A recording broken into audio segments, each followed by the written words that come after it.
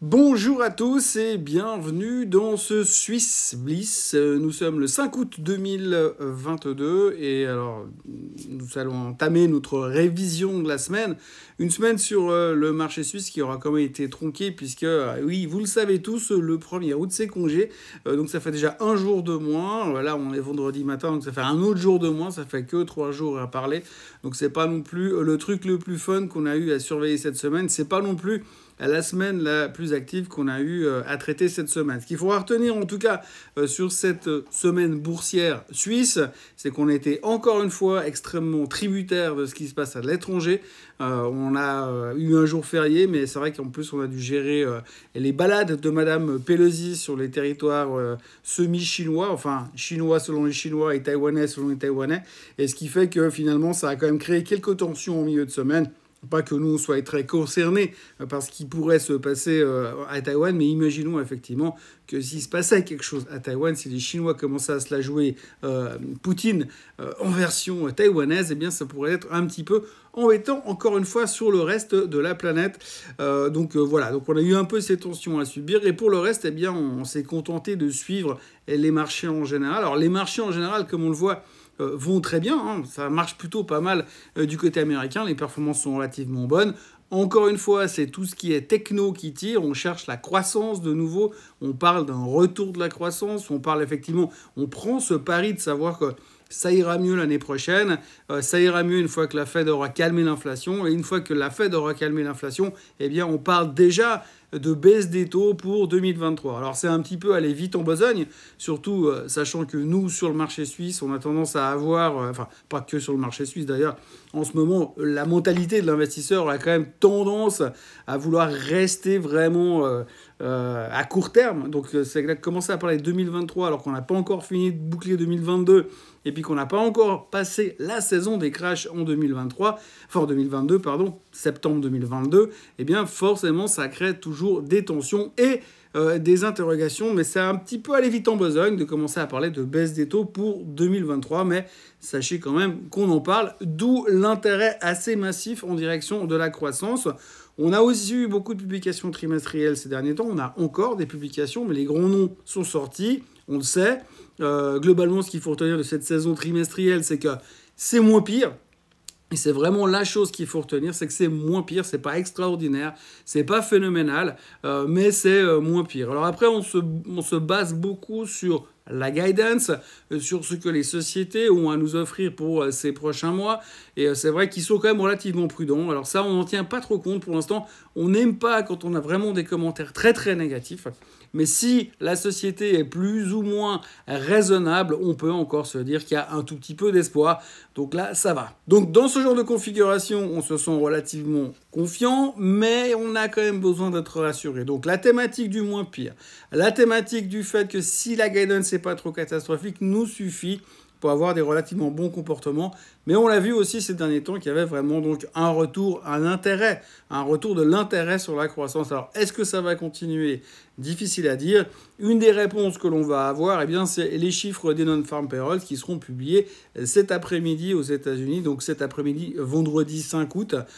Pour ceux qui regardent malheureusement cette vidéo dans 3 jours, eh bien, pour l'instant, 5 août, on aura donc la publication des chiffres de l'emploi américain. On attend 250 000 créations d'emplois, contrairement aux 372 000 qui ont été créés le mois précédent, donc au mois de juin. Ça nous permettra de voir un petit peu si l'économie américaine continue à être relativement forte, malgré ces multiples hausses des taux aux États-Unis. Rappelons encore que les membres de la Fed qui ne sont pas en vacances en ce moment, en ce mois d'août, ont été quand même relativement prudents. Prudents dans le sens où ils ont dit qu'eux, ils continuaient à vouloir une hausse des taux parce que finalement, l'inflation n'avait pas encore mis le genou à terre. Pour nous rassurer encore un petit peu, je dis entre guillemets, et c'est de l'ironie, on a eu également le patron de la Banque centrale anglaise qui a laissé entendre que l'inflation était de loin pas combattue. Eux, ils ont monté leur taux cette semaine, j'en ai parlé dans le Morning Bull Live de ce matin. Donc on voit quand même qu'il y a de l'inflation qui est toujours un problème au niveau mondial. Nous, en Suisse, on a eu les chiffres de l'inflation qui sont sortis à 3,4% contre 3,5% attendus. Donc ça a l'air d'être toujours sous contrôle. Pour l'instant, pas de nouvelle action de la Banque nationale suisse. Donc on est un petit peu mieux loti, comme d'habitude, que le reste du monde au niveau de l'inflation en tous les cas. Et pour ce qui est des marchés aujourd'hui, eh bien, on va continuer à se concentrer, à suivre un petit peu ce qui va se passer. Alors, le chapitre Pelosi, Taïwan est visiblement mis de côté, même si les Chinois sont en train de faire du stand tir dans la région de Taïwan.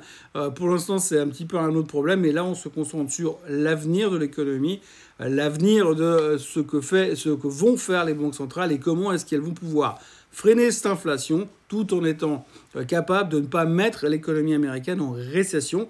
Alors ça, c'est encore la grande question. Pour l'instant, il semblerait que le marché, encore une fois, et quand je dis le marché, je parle de l'ensemble des marchés, est en train de pricer que non. En fait, non. Ça va plutôt dans la bonne direction.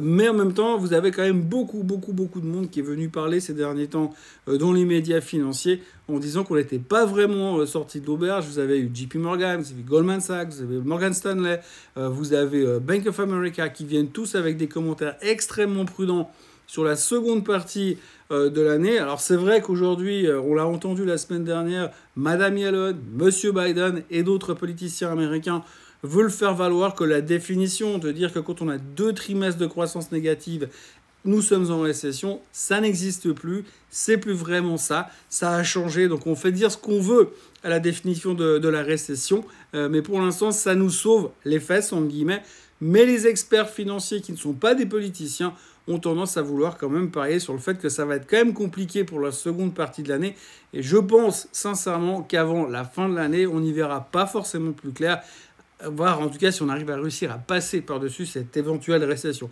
Entre deux, on aura le symposium de Jackson Hole aux États-Unis, donc ce symposium des banquiers centraux où les mecs ils se retrouvent pour manger ensemble, faire du cheval ensemble et puis donner leur avis sur l'économie mondiale et américaine en particulier. Et donc à partir de là, on verra un petit peu quelle est la suite des événements au niveau des banquiers centraux. On sait effectivement que la Fed devrait continuer sa hausse des taux lors de son prochain meeting du mois de septembre. Et on sait aussi que probablement la BCE risque de devoir faire la même chose également au niveau de son prochain meeting. Par contre, il faudra quand même retenir une chose, c'est que l'inflation en Europe n'a toujours pas baissé. L'inflation en Angleterre n'a toujours pas baissé.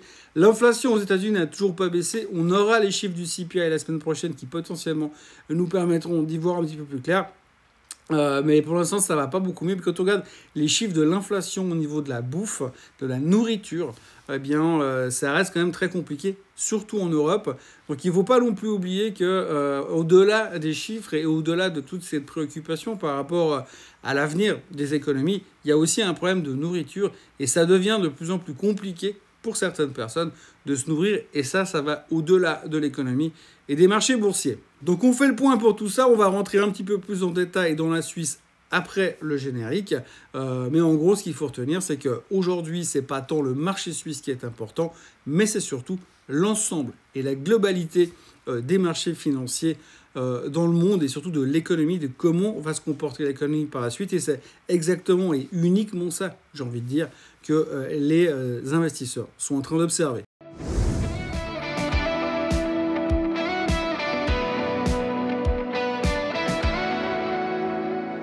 Alors si l'on commence par les performances des indices en ce début de... cette fin de semaine plutôt, eh bien on peut voir directement que la meilleure performance, c'est encore une fois les semi-conducteurs, puisque comme je vous le disais, il y a une grosse recherche de la croissance. D'ailleurs, c'est assez corrélé, semi-conducteurs, Nasdaq, tous les secteurs un petit peu agressifs qui s'en sortent relativement bien, malgré les tensions qu'on a vécues en cours de route et en cours de semaine rapport à ce qui s'est passé à Taïwan. La Suisse se retrouve plus ou moins au milieu du classement de la performance cette semaine, avec une hausse de 0,5% en ce vendredi matin.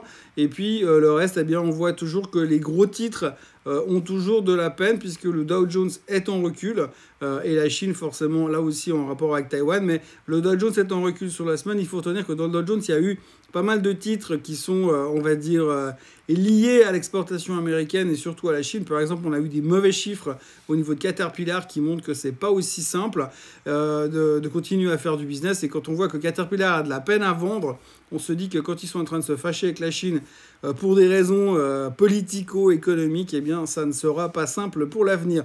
On notera aussi le pétrole. Et ça vaut la peine d'en parler. Pour l'instant, le pétrole est en train de baisser assez rapidement puisqu'on perd 9,44% sur le début de la semaine sur le baril. Alors, ce qu'il faut retenir sur le baril, c'est qu'effectivement, on est passé techniquement sous la moyenne mobile des 200 jours. C'est relativement important. Et c'est un signe comme quoi il y a un gros ralentissement qui est en train de se produire. Ou en tout cas, c'est un gros ralentissement que le marché est en train d'essayer de pricer sur le pétrole. La grande question qu'il faut se poser, c'est que, et je le soulignais déjà ce matin dans le Morning Bull Live, c'est qu'en fait, si vous avez le pétrole qui ralentit aussi violemment, puisque je rappelle quand même qu'il y a un mois en arrière, on était un mois et demi en arrière, le 15 juin, on était à 130 $ sur le pétrole, et tout le monde disait qu'on allait à 180, que c'était un coup sûr. Aujourd'hui, on est à 88 et des poussières sur le WTI.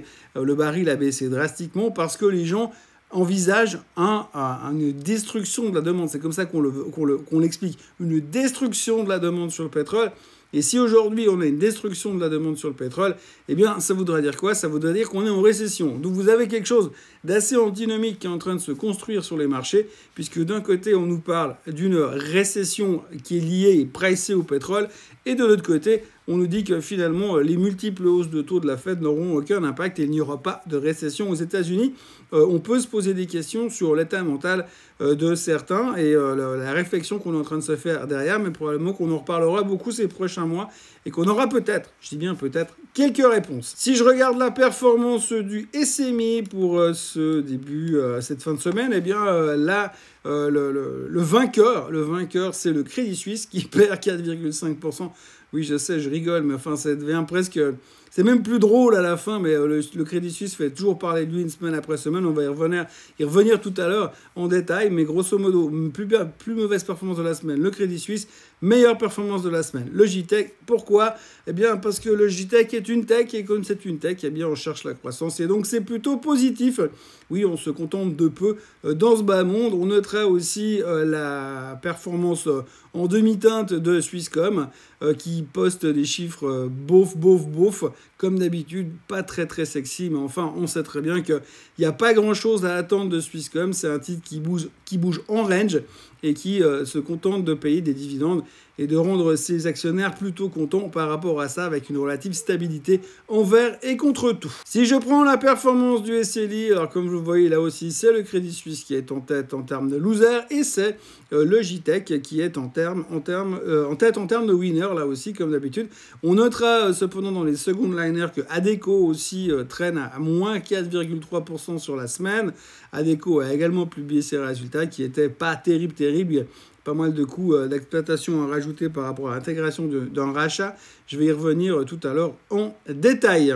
Au niveau des graphiques, comme vous le voyez sous vos yeux à l'instant, eh bien, le SMI est toujours dans sa tendance haussière, plutôt confortable.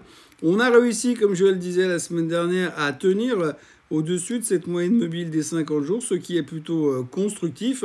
Pour l'instant, si on arrive à rester dans cette tendance haussière, bien on peut espérer voir un retour en direction du haut de ce range, en direction des 11 750. Mais bien sûr qu'il va falloir avoir quand même un tout petit peu la collaboration du reste des marchés. On peut aussi se fixer comme objectif la 11 900 qui correspondront plus ou moins dans quelques semaines à la moyenne mobile des 200 jours. Et si on arrive à casser ce niveau-là, forcément, la vie sera belle, les oiseaux chanteront et tout ira mieux dans le monde merveilleux de la finance, surtout de la finance en Suisse.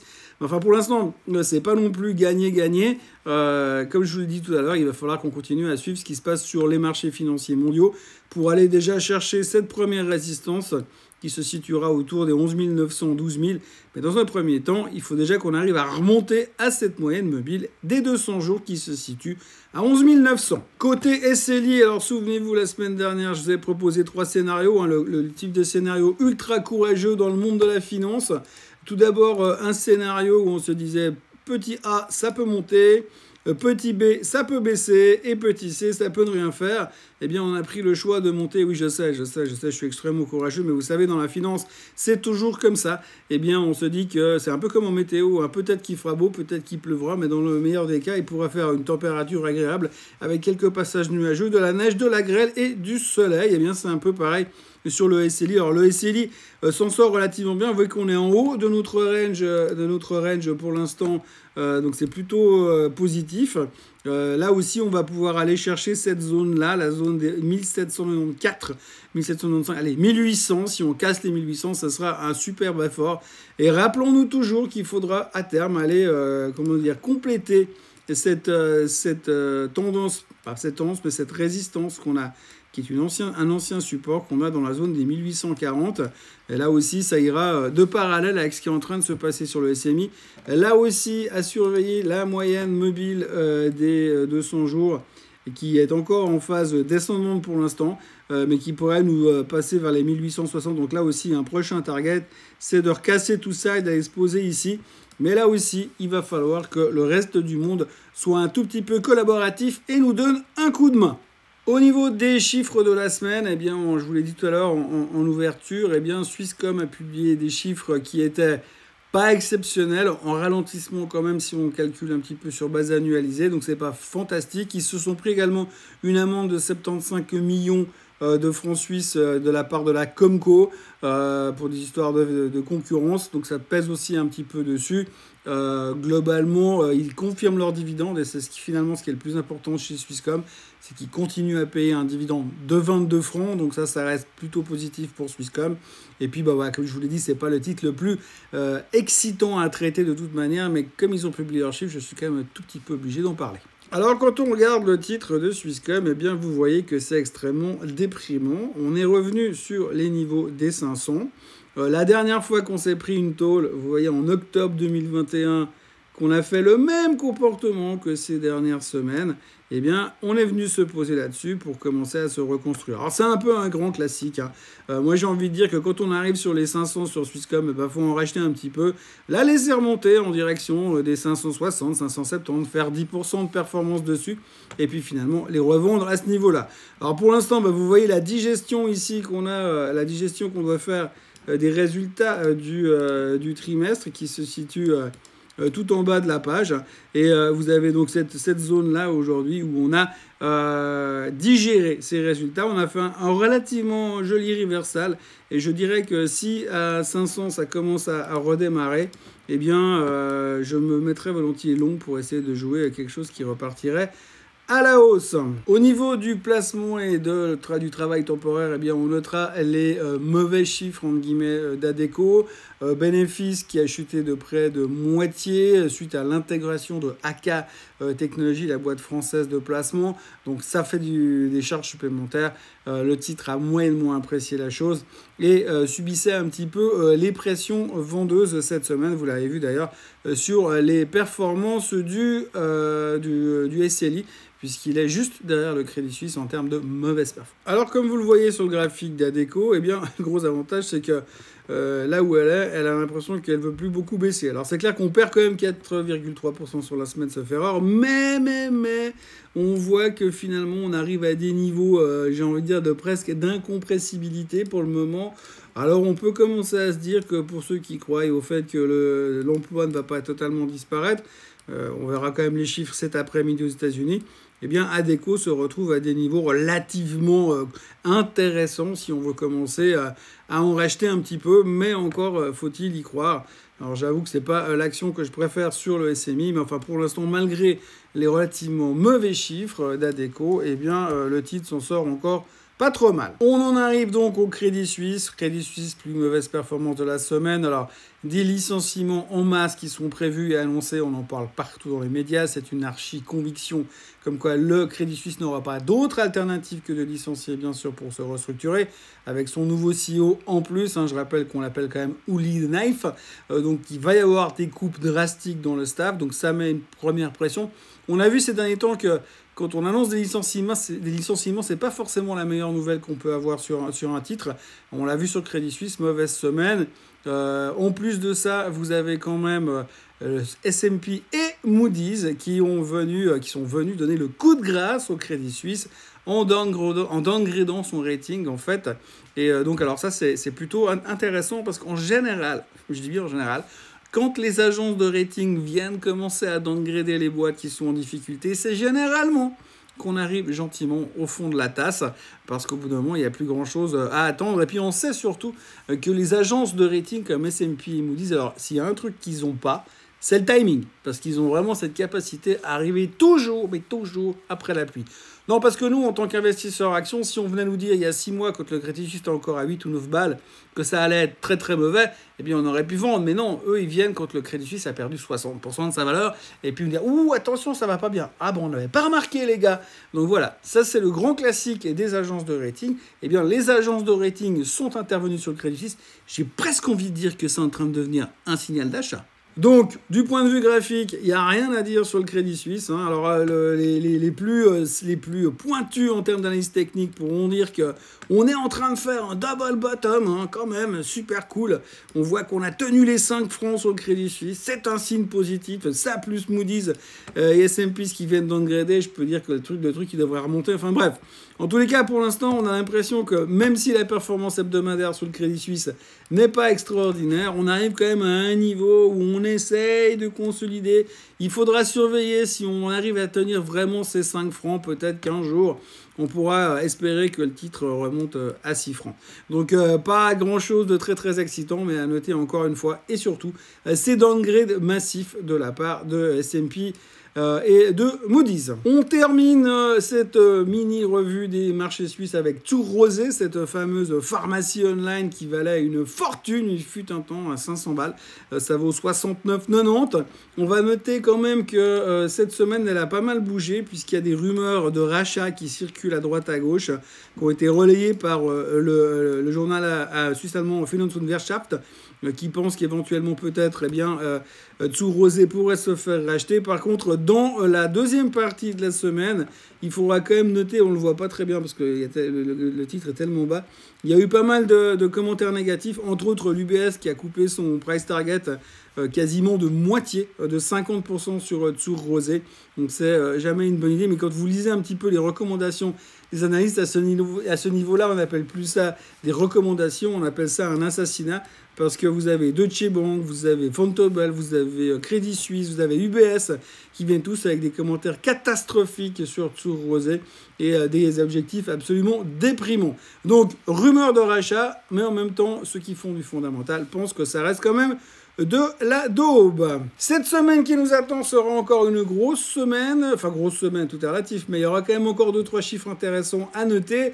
Le premier étant Swissquote. Alors Swissquote, vous reconnaissez le logo qui est juste au-dessus. Eh bien, la publication de Swissquote sera prévue ce mercredi, relativement attendu. Et puis, on aura également une de mes actions préférées qui publiera jeudi, puisque Zurich Assurance publiera ses chiffres le 11 août. Alors Zurich Assurance, ce qui est assez intéressant toujours et encore, c'est que sur cette société-là, eh bien, vous avez un dividende absolument fabuleux qui est toujours très très stable. Et je pense que c'est peut-être quelque chose qu'il faudra surveiller en cas de faiblesse sur l'action qui est quand même bien revenue aujourd'hui, qui se traite à 414 francs suisses alors qu'elle était à 465 il y a encore quelques semaines. Généralement habitué à de bonnes publications, il faudra surveiller ça la semaine prochaine. Voilà ce qu'on pouvait dire sur le marché suisse et sur le marché en général pour ce Swiss Bliss du 5 août 2022. Vous m'excuserez des petits bugs et de l'environnement de ce matin. Je suis donc, comme je vous l'ai déjà dit, en vacances. Donc je bricole avec ce que je peux et puis surtout avec des réseaux absolument pourris. Où on a l'impression qu'on est encore en 1934 en termes de connexion Internet. Et ça reste très très compliqué de faire un travail habituel. Donc rassurez-vous, la semaine prochaine, de retour à la maison pour un nouveau Swiss Bliss avec des conditions normales dans le studio. Et puis d'ici là, eh bien, passez un excellent week-end. Merci d'avoir été avec moi sur cette semaine tronquée. Merci d'être toujours aussi fidèles et aussi nombreux sur ces vidéos, que ce soit sur le Swiss Bliss, que ce soit avec Vincent Gann, que ce soit sur le Morning Bull Live. On est très content de voir que ça continue à progresser. On a passé les 21 000 followers. Cette semaine, c'est de la folie. Plus que quelques 4 000. Et puis, je pourrais enfin changer de coupe de cheveux. Et je ne vous cache pas que ça devient un tout petit peu dérangeant. Donc, il faut vous dépêcher. Bref, n'oubliez pas de vous abonner donc à la chaîne Swissquote en français. N'oubliez pas de liker cette vidéo. Et n'oubliez pas de revenir lundi matin, première heure, pour un nouveau Morning Bull Live. Passez un excellent week-end. Bye bye.